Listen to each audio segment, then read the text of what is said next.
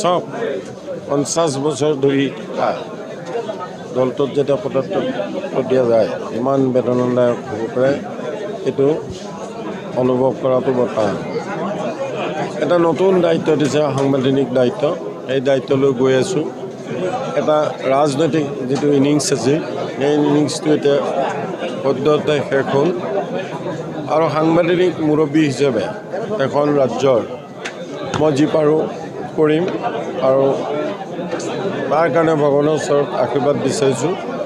আজি আকৌ আপোনালোকৰ মাধ্যমতে ভাৰতৰ যশস্বী প্ৰধানমন্ত্ৰী মাননীয় নৰেন্দ্ৰ মোদী ডাঙৰীয়া, গৃহমন্ত্ৰী অমিত শ্বাহ ডাঙৰীয়াকে ধৰি ভাৰতীয় জনতা পাৰ্টীৰ কেন্দ্ৰীয় নেতৃবৃন্দক মই মোৰ আন্তৰিক ধন্যবাদ জ্ঞাপন কৰিছোঁ। ছত্তীশগড় আৰু কেন্দ্ৰ চৰকাৰৰ মাজত ফেচিলিটেটৰ হিচাপে মই কাম কৰিম আৰু ছত্তীশগড় এখন ইমাৰ্জিং ষ্টেটছ, তাত বহু সম্ভাৱনা আছে।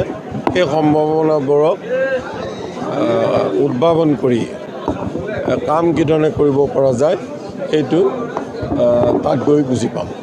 তাত টেৰৰিষ্টৰ এটা চেলেঞ্জ এটা থাকে, চেলেঞ্জ আছে আৰু চেলেঞ্জ থাকিলে সমস্যা সমাধানৰ সম্ভাৱনাও থাকে।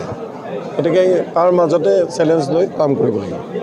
বহু সময়ত বহু জ্যেষ্ঠ নেতাই নিৰ্বাচনৰ প্ৰাকখনতে কথা কৈছিল বা চৰ্চালৈ আহিছিল। তেনে ক্ষেত্ৰত নতুন বিজেপি বহুত চৰ্চা হৈছিল, কিন্তু তেনে ক্ষেত্ৰত আপুনি পূৰ্বৰ পৰাই যিখিনি আপোনাৰ ত্যাগ আপুনি আছে জড়িত হৈ তেনে ক্ষেত্ৰত আজি এই স্থান পাবলৈ সক্ষম হৈছিল। তেওঁলোকক আদৰি বা নতুন এতিয়া মই ৰাজনৈতিক কথা নকওঁ, মই দলৰ পৰা ৰিজাইন কৰিলোঁ, এটা সাংবাদিক মুৰব্বী।